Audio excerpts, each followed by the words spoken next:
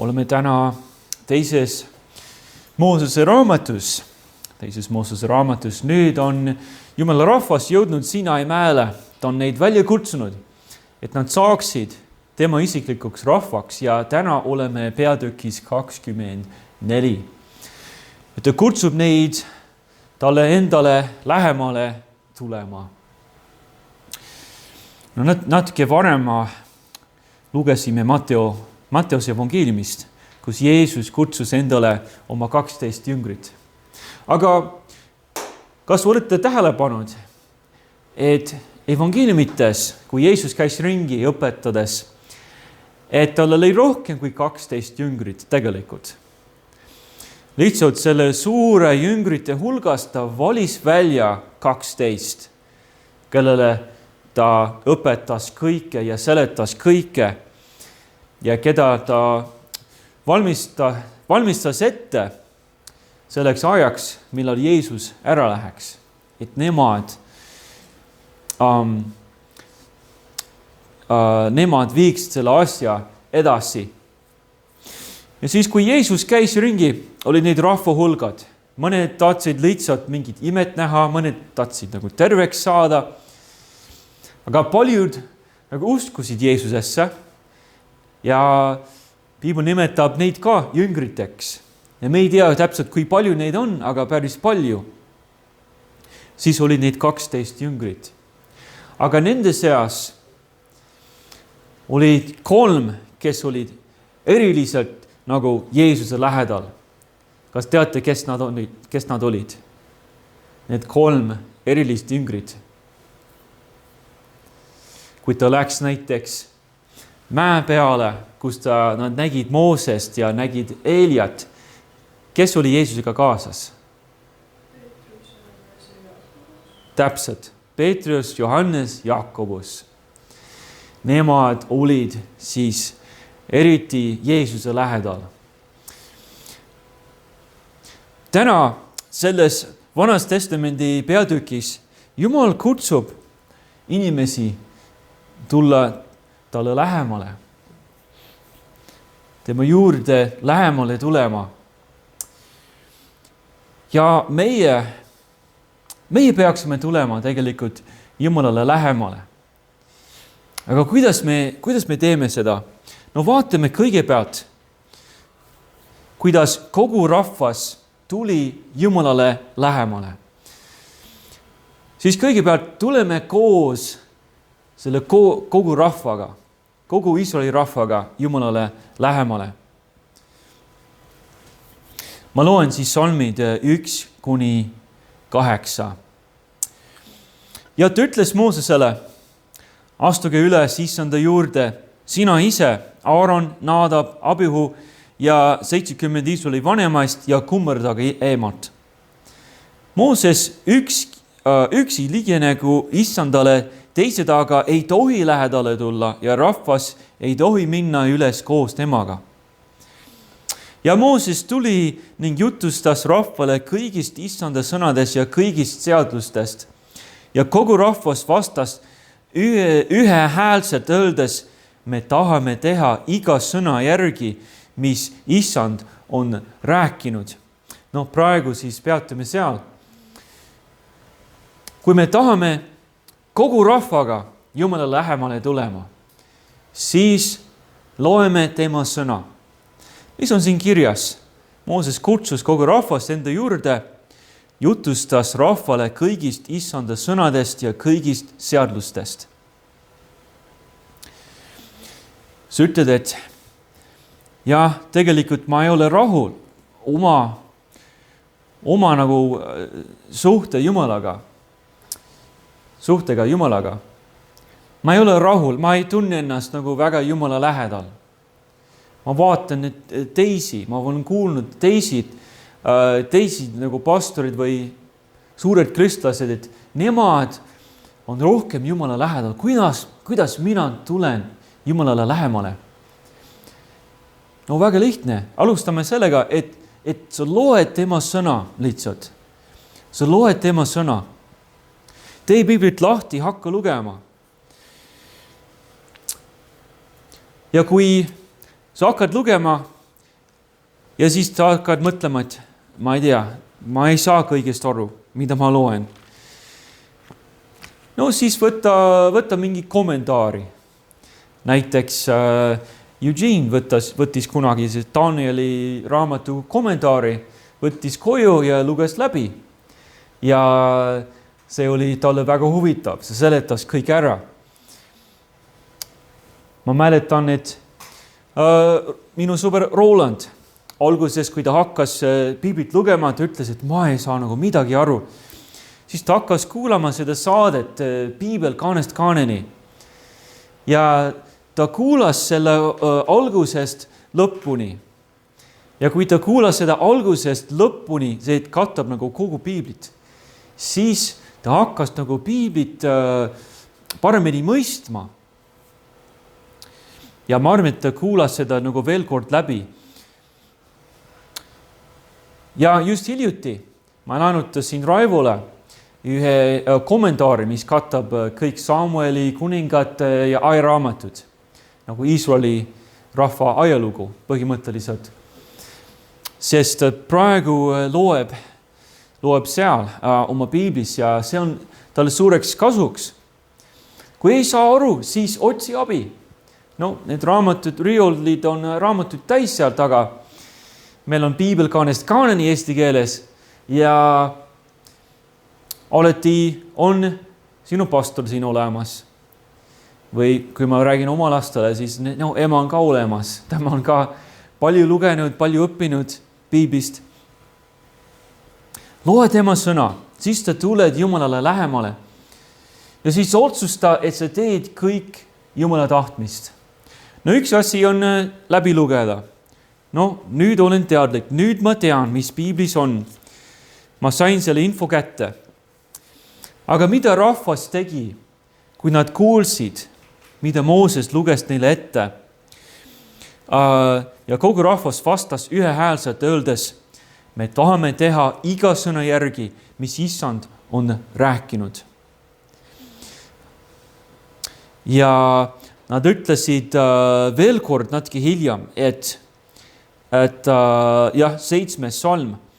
Ja ta võttis seaduse raamatu ja luges rahva kuuldes ja nad ütlesid, kõik, mida Issand on käskinud, me teeme ja võtame kuulda.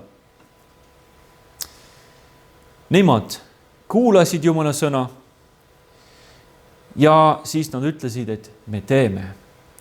Tuleb otsustada, et sa teed kõik Jumala tahtmist. No, Jumala rahvas ütles seda, kinnitas teda Jumalale 2 korda.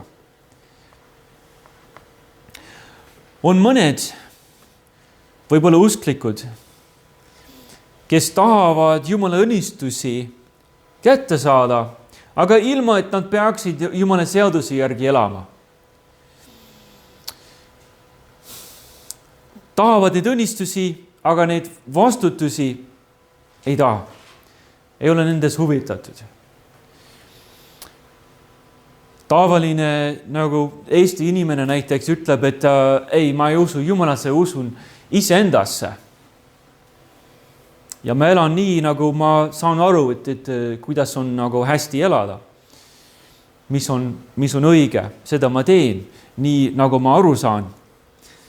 Aga kui läheb pahasti, siis süüdistavad Jumalat, et kus oli Jumal, miks, kui ta on olemas, miks ta mind ei aidanud. Umbes nii, nagu nad tahaksid, et Jumal aitaks. See Jumal, kellesse nad ei usu ja ei kummarda ja ei võta teda kuulda, tahab tema õnnistusi, et Jumal peab nagu meid hoidma, aga ei taha neid vastutusi. Et ma pean siis tema seadusi järgi elama, no seda ma ei taha. Ma tahan ainult seda kasu Jumalat. Aga tema ei saa mitte midagi minult. Ei otsusta, et sa teed kogu Jumala tahtmist. Kõik, mis on siin kirjas, et sa teed ära. Ja ütle seda Jumalale. Ja siis sa saad seda tähistada. No nemad tähistasid seda omamoodi, nagu sel ajal oli ja nii nagu Jumal õpetas neile.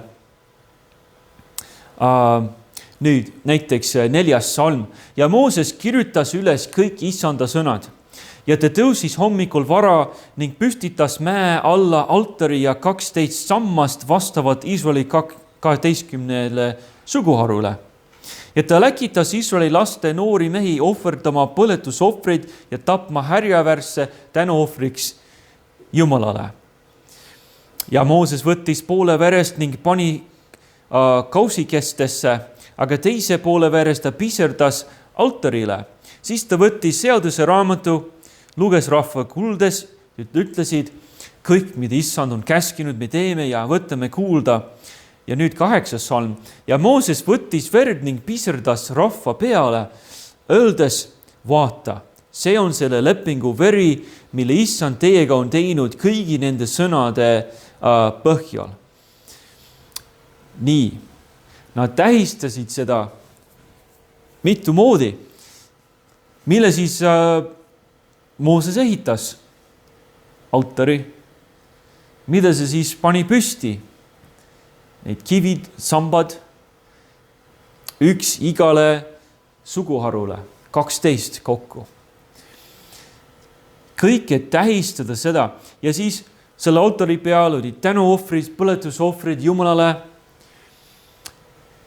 Ja siis oli see vere pritsimine altarile ja siis inimeste peale. No mõned ütlevad, et rahva peale tähendab, et ta pritsis neid kive, neid sambaid, mis nagu tähendas kogu rahvast, iga suguharu. Või kas ta otseses mõttes nagu pritsis neid inimesi verega? Võib-olla. Aga mõte on see, et ta pritsis altarit, see nagu tähendas Jumalat ja inimesi, sest nemad koos tegid seda lepingut. Nad tähistasid seda ja kinnitasid selle ära verega. Just nagu kirjas hebrealastele ütles, et jah, see esimene testament, esimene leping tähistati, kinnitati verega. No siin on seal kirjas, kuidas nad tegid. Ja ma ei tea, me vist ei hakka nagu looma verega midagi pritsima tänapäeval. Uues testamendis ei ole meil selline käsk. Aga ei tea, mõned panevad Jumala sõna mingi piiblisalm, ilus piiblisalm või 10 käsku kodus seina peale nagu raamitud. Ja siis alati tuletab sulle meelde, et sa oled ennast Jumalale pühendunud.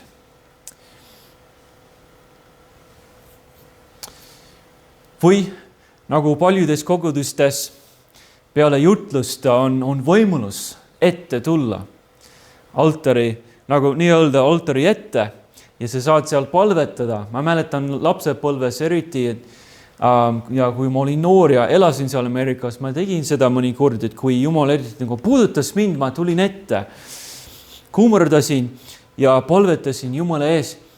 No, see oli seal nagu altari ees, kus ma ütlesin Jumalale, et ma teen ükskõik, mida sa tahad. Ma tulin sinna ette, ma ütlesin Jumalale, et kui sa tahad, et ma saan missionäriks, siis ma saan missionäriks. Ma siis alistun sinu tahtmisele. Ja ma tulin ette nagu mitu põhjus pärast. Ja ma tähistasin seda, et ma kuulun Jumalale. Sellepärast, et kui inimene tuleb Jeesuse juurde, mida me ütleme talle, et ta peaks tegema nüüd? Esimene samm. Ta peab ristitud saama. Ta on juba päästetud, juba pääseb taevasse, jah. Ei sõltu sellest ristimisest, aga me tähistame seda. No osaliselt sellepärast, et see on käsk. Peab ristima neid, kes Jeesuses uskuma. Aga me tähistame, nagu kinnitame siin maa peal umbes, et mis on juba juhtunud tema südames ja taevas, et see inimene nüüd kuulub Jumalale. Aga tuleme siis natuke Jumala lähemale. tuleme lähemale. Tuleme siis koos koguduse vanematega. Nemad said Jumalale veelgi lähemale tulla. Tuleme siis koos nendega. Loeme siis salmid 9-11. Seejärel Mooses, Aaron, Naadab, Abihu ja 70 Iisraeli vanemaist läksid üles. No, rahvas jäi sinna, kus nad olid, aga nemad läksid edasi, mingi 73 meest. Ja nad nägid Iisraeli Jumalat.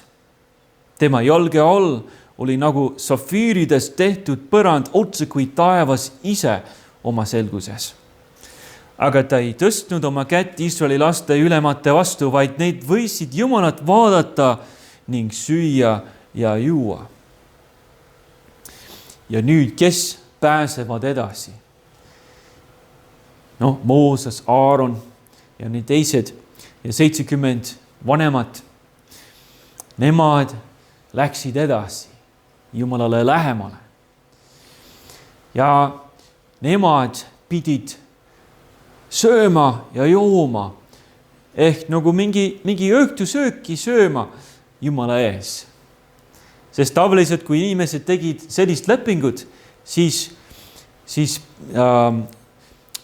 kõige viimane asi, mida nad tegid, nad istusid koos ja jagasid leiba ja nad sõid koos. See veel nagu kinnitas ära. Muidugi Jumalal ei ole vaja midagi süüa saada, aga nemad sõid ja nad nägid Jumalat. Nüüd, kui see kogu rahvas on umbes nii nagu hulk jüngreid, mis olid Jeesuse ajal, nüüd need koguduse vanemad, Mooses, Aaron, nemad on nagu need 12 jüngrid, kes Jeesusega koos käisid ringi. Ja siis ta saatis neid välja evangeeliumit kuulutama. Kuidas me siis sinna saame? Kuidas me tuleme koos nende koguduse vanematega Jumalale lähemale? No siis tuleb kogeda Jumalaga lähedast osadust. Nad sõid ja jõid Jumala ees. See on lähedust. See on see, et oleme sõbrad, oleme perekond. No sellepärast, nagu meie pere igal õhtul me sööme koos. No tavaliselt hommikusöök ja lõunasöök me ei pruugi alati nagu koos sööma. Aga õhtusöök, see on koos. See nagu ühendab meid. Aga nemad sõid, jõid Jumala ees. Aga Piibel ütleb, et aga Jumal ei tõstnud oma kätt Iisraeli laste ülemate vastu.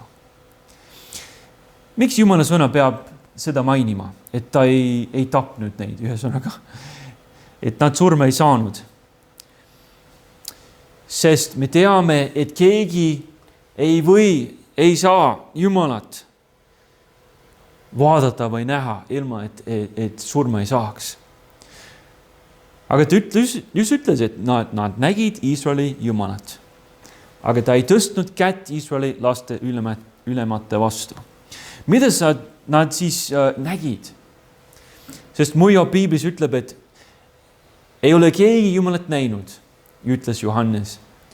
Ja siis selles samas teises Moosese raamatus on kirjas, et keegi ei saa Jumalat näha ilma, et ei sureks.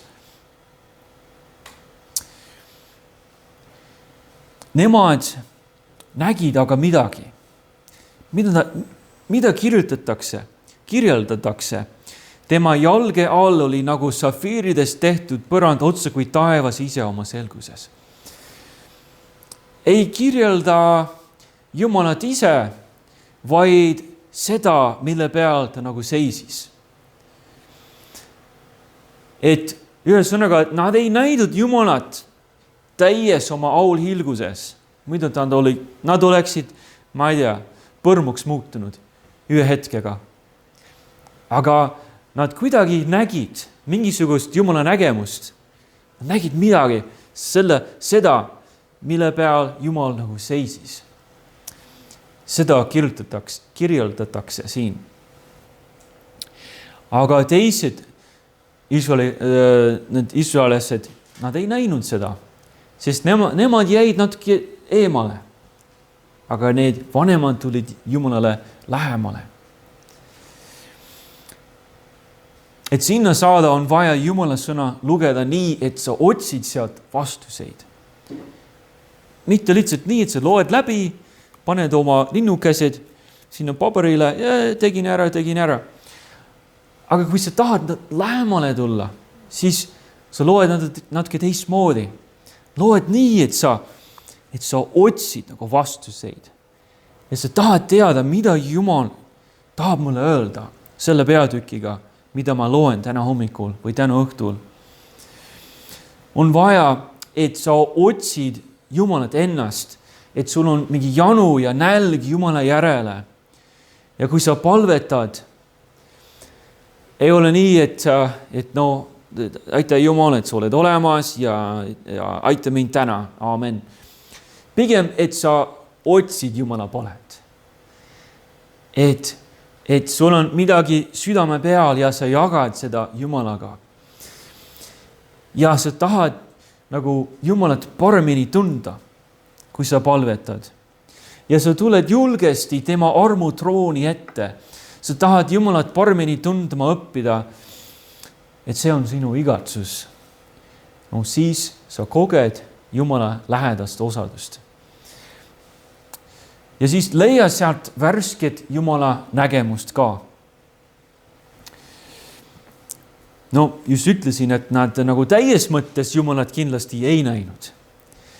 Muidu oleks nad kõik surma saanud, aga kirjutatakse pigem seda, mille peal Jumal nagu seisis. Ja nendel oli siis selles mõttes nägemus Jumalast.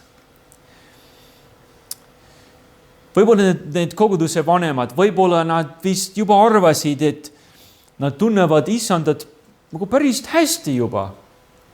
Need samad inimesed olid seal Egiptuses, kui Jumal näitas oma väge, kui ta tegi need 10 nuhtlust Egiptusele.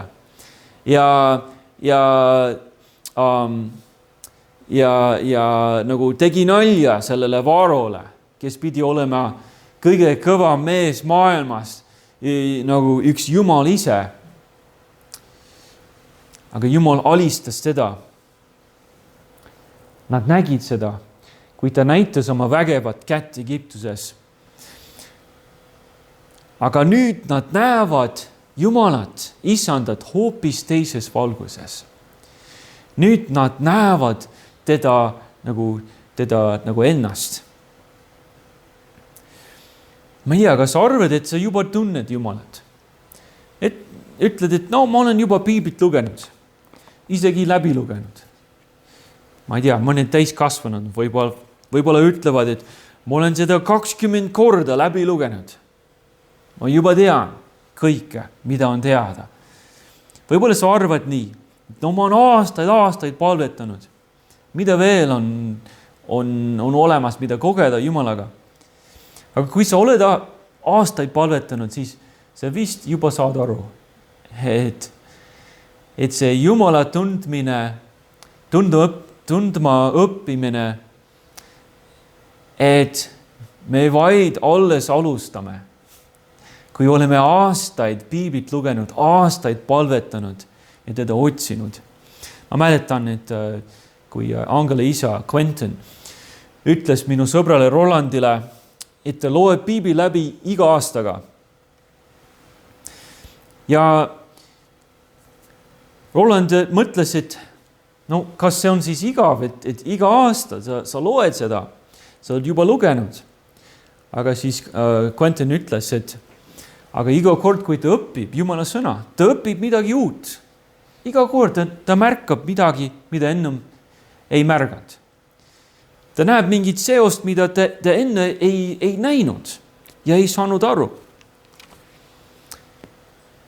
Et piibel on selline nagu põhjata raamat, et alati on midagi veel nagu välja kaevata ja kätte saada ja avastada. On vaja leida sealt värsket Jumala nägemust. Aga tuleme siis veelgi Jumalale lähemale. Tuleme siis Moosesega. Tuleme Moosesega edasi, üles mäest. Mooses on see, kes tuli mäetippu Jumalaga rääkima. Ta nägi palju täiuslikumat Jumalat ilmutust. Isegi rahvas sai Jumalat rohkem näha. Nad nägid midagi, sest see oli mäetipul. See ei olnud ühes toas või kuskil peidus. Nad nägid midagi, aga Mooses oli seal selle pilve sees ja nägi Jumalat nii, nagu teised ei näinud. Nad nägid Jumalat, rahvas nägi Jumalat kui hävitavat tuld mäe peal. Nüüd, kui me tuleme üles Moosesega, see on umbes sama, kuidas Johannes, Jaakobus, Peetrus, nemad tulid Jeesusega koos üles mäest ja nad nägid Mooset ja Eliat ja Jeesust ja nägi Jeesust kirgastana, nii nagu ta päriselt on, säravat. Ainult need kolm nägid seda. Läheme siis nendega koos, sest me tahame Jumalale lähemale tulla. Ma hakkan siis lugema salmist 12. Issand ütles Moosesele, tule üles minu juurde mäele ja ole siin. Siis ma annan sulle kivilauad ning seaduse ja käsud, mis ma olen kirjutanud neile õpetuseks. Ja Mooses läks teele koos oma teenri Joosuaga. Ja Mooses läks üles Jumala mäele. Aga vanemailed ütles, jääge teie siia, kuni me tuleme tagasi teie juurde. Ja vaata, Aaron ja Huur on teie juures, kellel on mingi põhjus, mingu nende juurde. Ja Mooses läks mäele ning pilv kattis mäe. Ja issanda au hiilgus laskus Siinai mäele ja pilv kattis seda 6 päeva. 7. päeval hüüdis ta pilve seest Moosest. Mooses läks üles mäest. Ja siis 7. päeval, kui ta seal mäe peal oli, ta kuulis Jumala häält. Me peame Jumala häält ära tundma. See tähendab, et me oleme Jumalale lähemale tulnud. Issand hüüdis Mooses sellest hirmsast ja paksust pilvest. No, ma võin mainida ka, et Joosua, ma ei tea, kuhu ta jäi. Võib-olla poole peal. Mooses jättis ta sinna mäe peale ja siis Mooses läks edasi. Et Joosua sai natukene lähemale tulla kui need teised, aga Mooses läks edasi.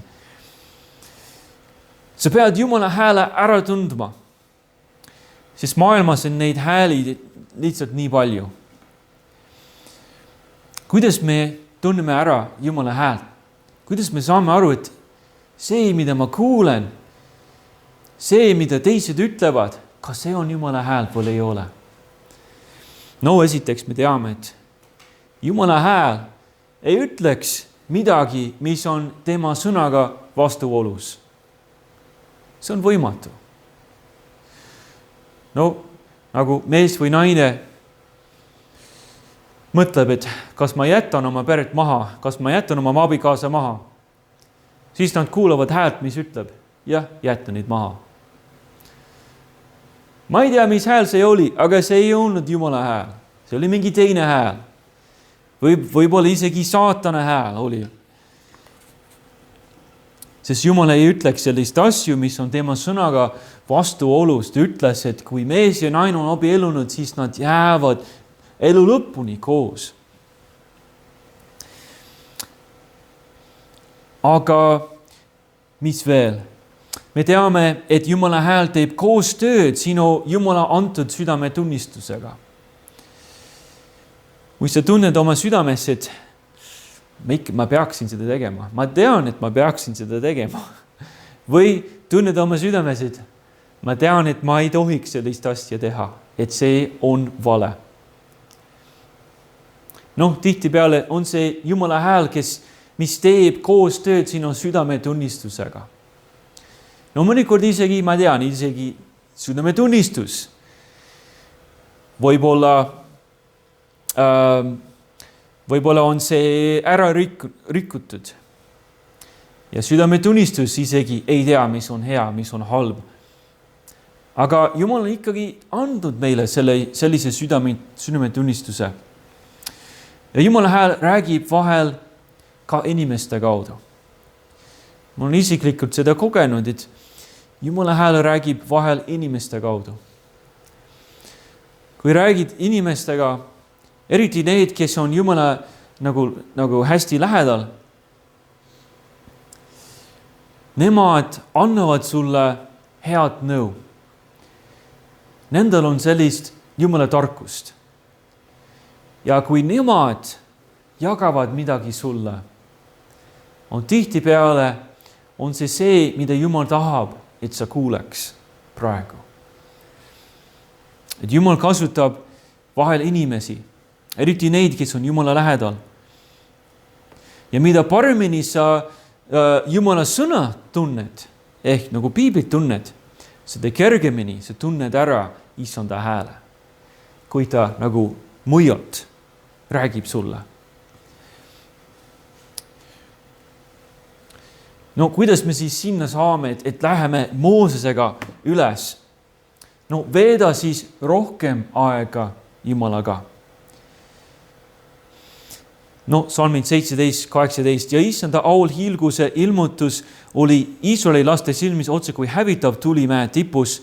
Mooses läks pilve keskele ning tõusis üles mäele ja Mooses oli mäe peal 40 päeva ja 40 ööd. 40 päeva, 40 ööd. See on natuke pikk aeg. Ma ei tea, kas Mooses teadis, et ta oleks mäe tipul üle kuu aega seal Jumala juures. Aga kui ta tuli sealt mäest alla, siis oli ta teistmoodi. Kõik nägid kohe, et see mees on olnud Jumalaga. Vaata, tema nägu nagu särab kohe. Aga loeme sellest natuke hiljem, kuidas ta ehmatas neid inimesi, kui ta tuli alla. Aga see, kui sa tahad minna Moosesega veelgi üles mäe tippu või selle Jaakobuse, Johannese, Peetrusega, Jeesusega mäe tippu, kuidas sa sinni jõuad? See võtab aega lihtsalt. See võtab aega. Sa ütled, ma olen piiblit lugenud, ma olen palvetanud. Siis palveta veel, loe veel, käi veel kirikus, et avasta Jumalat rohkem ja rohkem ja kuula tema sõna täpsemalt ja täpsemalt iga päevaga. Ja see ei tule üleöö. Et täna ma palvetan, et ma oleksin väga Jumala lähedane nagu inimene ja siis homme oled sa nagu maailma kõige vaimulikum inimene, kes on olemas. Ei ole nii. Mooses oli seal 40 päeva. Aga ta oli juba, ma ei tea, mõnda aega Jumalaga koos käinud. Seda ära osta ei saa näiteks. See võtab palju aega. Kuigi Mooses sai Jumalat tunda kõige paremini. Talle oli Jumalaga olemine olulisem kõigest muust, isegi söögist ja joogist. Hiljem me saame teada, et nii kaua, kui Mooses oli seal mäel tipul, ta ei söönud, ta isegi ei joonud. Kuidas on see võimalik? Ma ei tea, kuidas Jumal saab, muidugi ta saab imet teha. Ja kas need füüsika seadused on nagu teistmoodi Jumala juures? Ma ei tea, kuidas see käib. Aga Mooses oli seal, ta ei võtnud süüa, ta ei võtnud juua 40 päeva, 40 ööd. Ta peaks nagu surnud olema. Peale 5 päeva ta on kindlasti surnud, aga ei jõudnud. Aga ta ei tahtnud süüa, ta ei tahtnud juua, ta ei tulnud maa alla ja küsis, Joosua, kas sul on mingi leiba? Ja ta jäi sinna Jumala juurde kogu selle aja, sest see oli tema jaoks kõige olulisem. kõige olulisem. No psalmide raamatus on üks lause, mis ütleb, et nagu sinu sõna on olulisem mulle kui söömisest ja joomisest. Ta oli täielikult issanda teenistuses. Ta oli valmis, tähendab, ta oli valmis kas elama või surema seal Jumala ees. Mul on nüüd ükskõik, mis midagi juhtub. Jumal, ma tahan olla sinuga. Ma tahan sinu häält kuulda. Ma tahan sind näha. Nii nagu ma ennem ei ole sind näinud. No, kui sa igatsed Jumalat, issandat niimoodi, siis ta kindlasti tuleb talle lähemale.